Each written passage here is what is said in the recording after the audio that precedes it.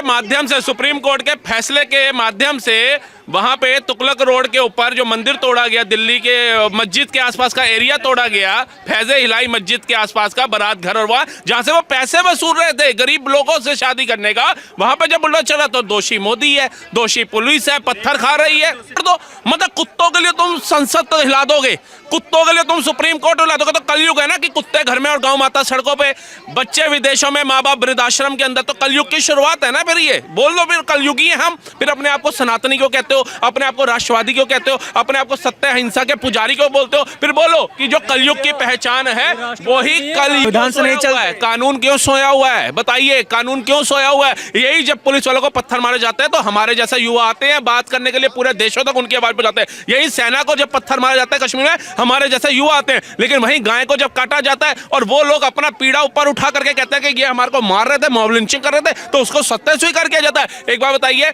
अलग समुदाय का बंदा गाय माता को ले जा क्यों रहा होता है, क्यों काट रहा होता है, क्यों उनके बूचड़ खानों से गाय की वो निकलती है, उसके बाद कहते हैं सरकार क्या कर रही है? सरकार के एक एक बंदे के पीछे पुलिस ऑफिसर खड़ा करेगी?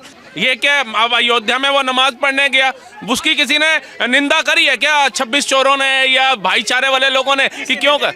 लेकिन मोदी दोषी है।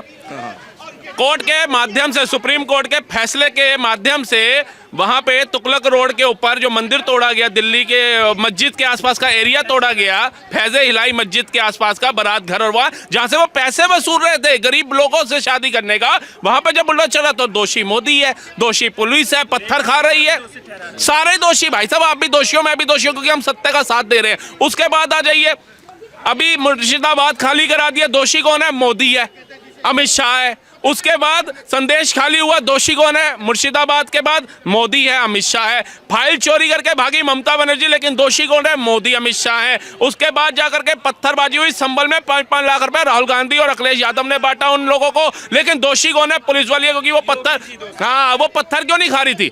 पुलिस जो है वो अपने माँ बाप के पैर छू करके जब घर से निकलती है तो वो राज्य की सुरक्षा के लिए नहीं निकलती है, वो इनके पत्थर खाने के लिए निकलती है। राहुल भाई, ये गौ माता को राष्ट्रीय माता घोषित कराने की क्या जरूरत पड़ गई आप लोगों को? अपने माँ बाप को फिर क्यों पूज रहे हो? क्यों कहते हो जी पथ में गुरु जी को वंदना, दित्ते आद गणेश, तित्ते पूजो माँ शारदा, जो कारज करे हमें, फिर छोड़ दो।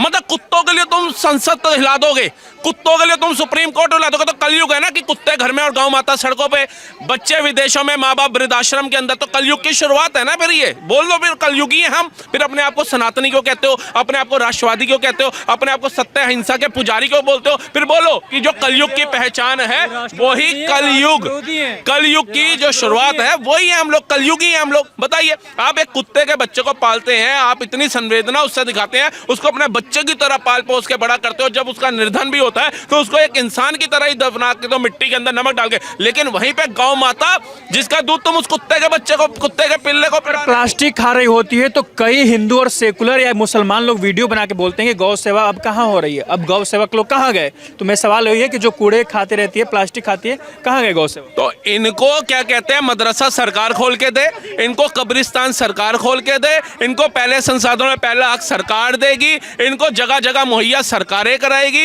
इनको योजनाएं सरकार देगी, इनको घर सरकार देगी, इनको शौचालय तक, कि ये लोग शौचालय नहीं बना सकते वो तक सरकार देगी, इनको राशन तक सरकारें देंगी, लेकिन गौ माता के लिए गौशाला जो है वो गौ रक्षक बनाएंगे। एक बात है, ये एक गौ रक्षक की स्थिति आपने देखी है, उसकी जो भावना है उसको जागो। वो क्या कितनी गौशाला वो खोलेगा, लेकिन सरकार का भी तो उसमें साथ होना चाहिए, योगदान होना चाहिए। क्या सरकार टैक्स मंदिरों से ले रही है, लेकिन जेएनयू में जो कब्र खोदने की बात करते हैं, जो टुकड़े करने की बात भारत की करते हैं, उनको दे रहे हैं, उनको पैसा दे रहे हो। उससे अच्छा गौ रक्षकों को दो, गौशालाएं खोलो भारत के अंदर। बोलते हैं इलीगल काम करते हैं वो लोग। भाई साहब, ये वही हरामपंथी हैं जिनका आप अभी जिक्र कर रहे थे, ये हिंदू ही हैं। आपको बताऊं, मुसलमान बाद में बोलेगा, पहले हिंदू काम करते हैं ना गौ सेवक लोग। इलीगल करते हैं वो लोग, जो काट के खाते हैं वो इलीगल काम कर रहे हैं, जो गाय माता को बचा रहे हैं वो ये नहीं, कानून तोड़ते हैं वो लोग। हाँ, तुम गाय माता को काटो, तुम अलग समुदाय के नाम वाले भर भर के ट्रकों में ले जाओ, और वो गौ रक्षक को कभी आप रक्षा करते हुए देखना कि कैसे वो करता है, तब आपको पता चलेगा। अपनी जान पे खेल के आधी रात को लोहे का वो लेकर के टेम्पो के पीछे भागता है कि कानून तोड़ते हैं, सरकार की बात नहीं मानते, संविधान से नहीं चलता है। कानून क्यों सोया हुआ है? बताइए, कानून क्यों सोया हुआ है? यही जब पुलिस वालों को पत्थर मारे जाते हैं तो हमारे जैसे युवा आते हैं बात करने के लिए पूरे देशों तक उनकी आवाज पहुंचाते हैं। यही सेना को जब पत्थर मारा जाता है कश्मीर में, हमारे जैसे युवा आते हैं, लेकिन वहीं गाय को जब काटा जाता है और वो लोग अपना पीड़ा ऊपर उठा करके कहते हैं कि ये हमारे को मार रहे थे, मॉब लिंचिंग कर रहे थे, तो उसको सत्य स्वीकार किया जाता है। एक बात बताइए, अलग समुदाय का बंदा गाय माता को ले जा क्यों रहा होता है, क्यों काट रहा होता है, क्यों उनके बूचड़ खानों से गाय की वो निकलती है, उसके बाद कहते हैं सरकार क्या कर रही है। सरकार क्या एक एक बंदे के पीछे पुलिस ऑफिसर खड़ा करेगी? सरकार क्या एक एक पीछे खड़े आर्मी का बंदा खड़ा कर देगी? बताइए, ये सारा देश देख रहा है। क्या पूछ रहे भैया? मैं गाय के बारे में बताना चाहता हूँ। आप जो गाय माता के बारे में बोल रहे हो ना, गाय माता की दूध में वो ज्ञान है, वो विद्वान है कि एक बाबा रामदेव और कृष्ण आचार्य जी, आप हरिद्वार में जाइए, पदार्था जाइए, देखिए गाय माता की दूध का प्रकोप, पतंजलि घी का देखिए, उससे खाने से शुद्ध बुद्धि होती है, सद विचार आते हैं, सद कर्म आते हैं। बात बता दूं आपको, मस्जिद तोड़ी गई दिल्ली में, इलाही मस्जिद नहीं तोड़ी गई। अरे भाई ये तो गलत है। उसके बाहर का हिस्सा जो इंक्रोचमेंट हुआ था तोड़ा गया, उसी के ठीक पीछे मरघट वाले बाबा हैं, लेकिन वहाँ गौशाला है, वहाँ पे असली सेवा तो वहाँ हो रही है। इन्होंने किस जानवर की सुरक्षा रखी?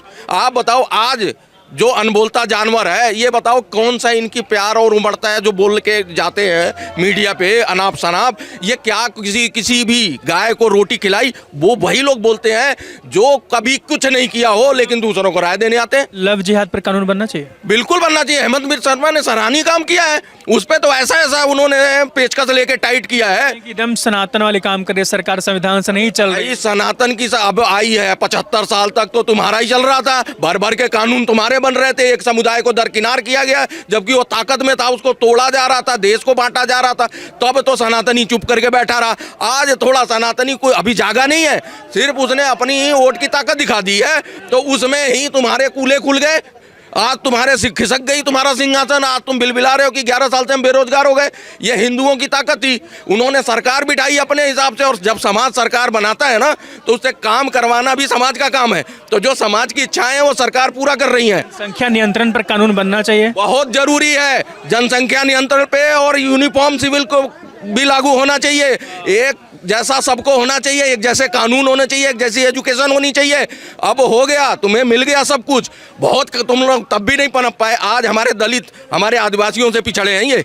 आप सोच लो इनकी मानसिकता इस तरह की क्यों बनी? क्योंकि अशिक्षित हैं।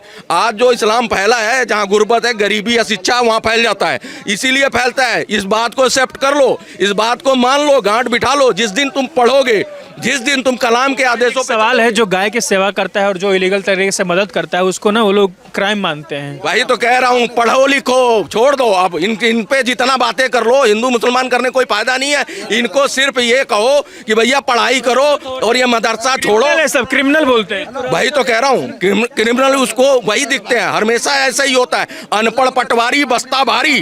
अनपढ़ होगा आदमी तो उसे अनपढ़ ही दिखेगा, चोर होगा तो चोर ही दिखेगा, आतंकवादी होगा तो आतंकवाद ही दिखेगा उसे।